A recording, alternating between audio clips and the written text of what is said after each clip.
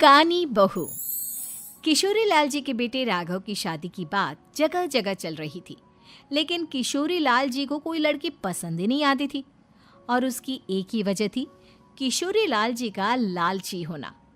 उनको लड़की वालों से मोटा दहेज चाहिए था और इसी चक्कर में एक दिन वो एक बहुत पैसे वाले के घर अपने बेटे का रिश्ता लेकर पहुंचे। उस आदमी का नाम था ओम प्रकाश। देखिए किशोरी लाल जी, मेरी एक ही बेटी है और मेरी सारी संपत्ति जायदाद सब कुछ मेरी बेटी नैना का ही है। पापा, नाम से लगता है बहुत खूबसूरत होगी। कितना अच्छा नाम है ना, नैना। ओ, वैसे बात तो सही है आपकी।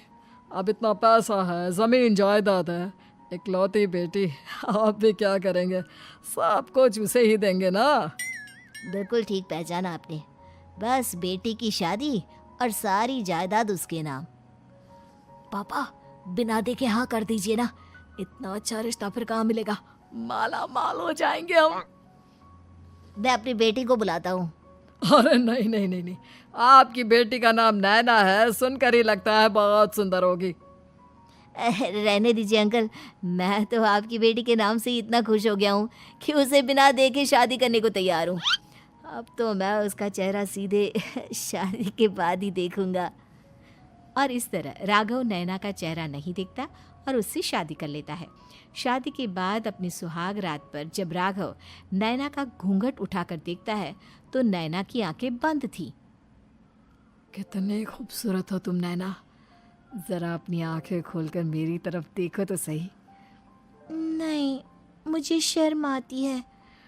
अरे, मैंने तुम्हें शादी से पहले भी नहीं देखा, और अब अगर तुम आंखें खोलकर मुझे देखोगे भी नहीं तो मुझे अच्छा कैसे लगेगा?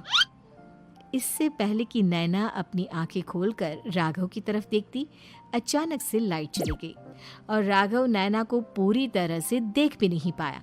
अगली सुबह नैना राघव के लिए नाश्ता बनाकर लेकर आई। अरे ये क्या, आधा पराठा सेका हुआ है और आधा बिल्कुल कच्चा। ये तुमने क्या किया नैना? बहू, तुमने क्या आधा पराठा तवे से नीचे लटका कर रखा था, जो आधा सिका है और आधा कच्चा? मुझे जितना दिखेगा उतना ही तो सीखूंगी ना पापा जी। जहाँ जहाँ मुझे नजर आ रहा था वहाँ मैंने सीख लिया, जहाँ जहाँ नहीं दिखा वहाँ कच्चा रह गया होगा। इसका क्या मतलब है? ये कैसा मजाक कर रही है तुम? अरे बहू, तुमने इतना लंबा घूंघट क्यों लगाया हुआ है? देखो, हमारे घर में बहुओं को बेटी की तरह रखा जाता है, और फिर तुम तो इतना सारा माल लेकर आई हो। देखो, ये घूंघट डालकर रखने की कोई ज़रूरत नहीं है। हाँ नैना, पापा जी ठीक कह रहे हैं, तुम तो आराम से रहो, अपना ही घर समझो। नैना अचानक से अपना घूंघट उठा लेती है। अरे ये क्या पापा, नैना की तो एक आंख फूटी हुई है। नाम से नैना, लेकिन ये तो कानी बहू निकली। मेरे साथ धोखा हुआ है, धोखा। बिना दिखाए अपनी कानी लड़की मेरे संग ब्याह दी। मुझे कानी बीवी नहीं चाहिए। मुझे अभी ओम प्रकाश जी से बात करनी पड़ेगी। आखिर उन्होंने मेरे साथ ऐसा किया क्यों? अरे, आप लोगों ने ही तो पापा से कहा था कि आप लोग शादी से पहले मुझे देखना नहीं चाहते। अब मेरे पापा पर क्यों इल्जाम लगा रहे हैं? अरे लेकिन उन्हें बताना तो चाहिए था ना कि तुम कानी हो, एक आंख से तुम्हें दिखाई नहीं देता। किशोरी लाल और राघव नाराज होकर ओम प्रकाश को अपने घर बुलाते हैं। पापा जी, ये आपने क्या किया? शादी से पहले बताया क्यों नहीं कि नैना की आंखों में परेशानी है? अरे, आप ही ने तो लड़की देखने से मना कर दिया था। और लेकिन आप बता तो सकते थे। आपको तो हमारी बेटी की प्रॉपर्टी चाहिए थी, वो भी पूरी की पूरी। अब क्या हुआ अगर उसे आधा दिखाई देता है?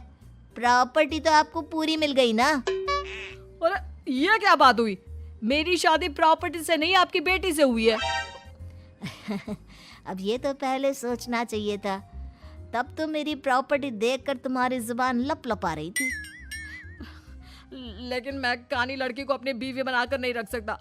पापा, कुछ करिए ना आप। हाँ, करता हूँ। देखिए ओम प्रकाश जी, आप हमारे साथ ऐसा नहीं कर सकते। और तुम देखो, अगर तुमने मेरी बेटी से शादी तोड़ी ना, तो जो भी प्रॉपर्टी मैंने तुम्हें दी है वो तो पूरी की पूरी वापस ले ही लूँगा, और आधी प्रॉपर्टी तुम्हारी भी लूँगा। अरे मेरी आधी प्रॉपर्टी भला क्यों लेंगे आप? इसलिए क्योंकि मेरी बेटी को आधा नज़र आता है और उसकी नज़र अभी तक तुम्हारी आधी जायदाद पर ही पड़ी है। अब तुम उसे घर से निकालोगे तो कुछ तो लेकर जाएगी ना। और अगर हम आपकी बेटी को अपने घर की बहू बनाकर रखे तो? तो तुम्हारी पूरी प्रॉपर्टी तुम्हारी ही रहेगी, और जो मैंने तुम्हें दिया है ना, उसमें से बस मैं आधा लेकर जाऊंगा। अरे लेकिन अब आप अपनी दी हुई प्रॉपर्टी में से आधी वापस क्यों लेकर जाएंगे? अगर मैं आपकी बेटी को अपनी पत्नी बनाकर रखने को तैयार हूं तो? इसलिए ताकि भविष्य में अगर तुम मेरी बेटी को धोखा दो तो उसके पास कुछ तो रहे जो पति का हो। वैसे मेरे पास तो बहुत कुछ है, लेकिन अपने पति की कोई निशानी तो उसके पास होनी चाहिए ना। अब अगर तुमने मेरी बेटी को कानी कहा तो तुम्हें प्रॉपर्टी भी कानी ही मिलेगी, पूरी नहीं। जमाए राजा। किशोरी लाल और राघव समझ चुके थे कि वो बुरी तरह फंस चुके हैं और अब उनके पास वहां से निकलने का कोई चारा नहीं है। अब समझ में आया ना, लालच बुरी बला होती है। एक तो तुम्हें प्रॉपर्टी मिली, ऊपर से बीवी मिली, उसमें तुम्हें नखरे भी दिखाने हैं।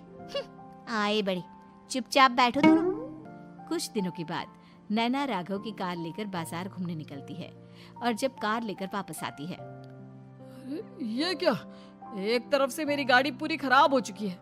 लगता है तुमने मेरी गाड़ी को किसी दूसरी गाड़ी के साथ एक्सीडेंट किया है।